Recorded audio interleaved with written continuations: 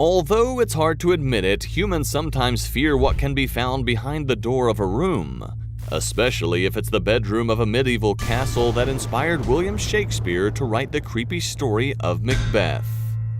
As you can imagine, getting to this hidden room is no easy task. For decades, it was a sacred family secret, and those who found the mysterious creature inside lost the ability to speak and even to sleep.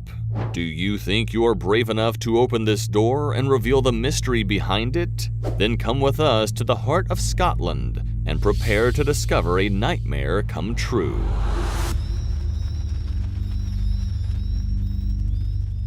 The Glamis Castle is located in the western area of Forfar, the place where Macbeth murdered Duncan in 1040 according to Shakespeare's creation. However, this place is not only popular because of this fact. Nothing could be further from the truth. Its real interest comes from the Queen Mother, Elizabeth II, because she lived during her youth in the halls of this palace and had the opportunity to meet the terrible creature of the place. Popularly, the beast hidden in the castle is known as the Monster of Glamis, and its story is both tragic and horrifying. Apparently, the creature is none other than the heir of the Bowie's lion family, born in 1800 and victim of a horrible deformity that gave him an inhuman appearance. According to folklore and oral tradition, the Monster of Glamis has been kept as a secret for 4 generations. It all starts with the Earl of Strathmore, the direct heir and family lawyer. Apparently, when the firstborn reached the age of 21, the terrible secret was revealed to him, and he was shown the legitimate and deformed heir. Throughout history, the women of the family were kept from this family secret, although some were very close to discovering the mystery. Even so, questions continued to flood the walls and the exterior of the castle. What was this strange creature? What kind of deformity did it possess? Why had the royal family decided to bury one of its heirs in a secret room? Naturally, no one knows the exact answer. But in 1912, a very interesting testimony that gives some clues to the case was obtained. The testimony was collected by Elliot O'Donnell in his book Scottish Ghost Stories, and the protagonist of this encounter with the Glamis monster is Mrs. Bond, a highborn woman who was invited to spend some time at Glamis Castle during her youth, not knowing that she would come across a deeply disconcerting discovery that she would never forget.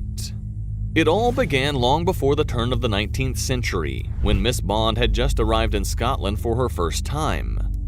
Her first stop was far from Glamis. The city opened up before her and she visited it for several days. In the process, she made several friends in the local restaurants and hotels. Those evenings were fantastic, but each night when the locals questioned her about her future plans, they were horrified to hear the name of Glamis Castle.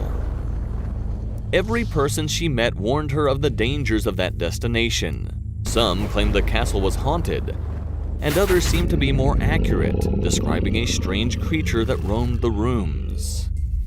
Naturally, Miss Bond dismissed those words. Her beliefs were indomitable, and she would not allow herself to accept people's taunts. Besides, if the castle was haunted, at least she would have the company of her mother and sister, for they came to Glamis Chambers with her. Their arrival was full of pomp, but the castle seemed practically abandoned. It was full of crumbling walls, cold halls, echoing corridors, and birds' nests. In addition, the staff was often hidden in subway corridors, and echoing footsteps quickly turned into shrill noises that caused a terrifying sensation. However, the worst came at night. The strangest sounds Miss Bond had ever heard came from every corner of the dormitory. The darkness was dense, and falling asleep was really difficult. In fact, she was unable to sleep for more than a couple of hours before dawn during the first 2 nights. Perhaps that was why, on the third opportunity, Miss Bond fell peacefully asleep without caring about the strange sounds coming from the hallway, or the creaking of the door when someone opened it without her noticing. Sleep had taken hold of her, but when she felt the touch of other hands running along her legs, she woke up on the spot in mute panic. What was in front of her could not be real. It had to be a dream, or rather, a nightmare. The deformed and monstrous entity was shrouded in darkness, but even in the gloom it aroused great terror. Its body had no shape but was sprawled on the floor. One of its arms was twice as long as the other, and just as the creature discovered that it had been noticed by someone, it emitted so high-pitched shriek that Miss Bond had to cover her ears. It was then that the beast fled from the room, but in a burst of courage, Miss Bond followed it. The castle was in darkness, so it was difficult to follow in its footsteps. Still, the chase continued for several minutes until they ran into a rotten wooden door. The terrifying beast was behind it. Her heart was pounding. But curiosity got the better of her, and Miss Bond decided to find out what it was all about. The room behind the door could not have been more surprising. The space was submerged in absolute darkness, although there were large blood-colored curtains at the windows. Any sound was muffled by the walls, and the furnishings were a perfect carbon copy of those found in prisons or insane asylums. In fact, it was more like a kennel than a conventional room. Even so, the little light that entered the room showed a rough table, a straw mattress, and a dining table for two. The smell was foul, and the floor was littered with all kinds of food and bones. But the most terrifying thing came from one of the corners of the bedroom. She was being watched by an entity with human legs from there.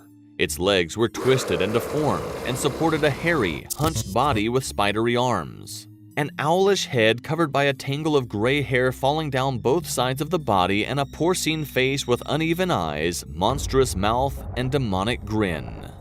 Miss Bond could not scream, nor did she have the strength to push the door open and escape. In a matter of seconds, she felt her body slump to the floor. Her mind faded, and despite her many efforts, the world went dark until she awoke hours later, completely terrified. To her surprise, she was intact and back in her room.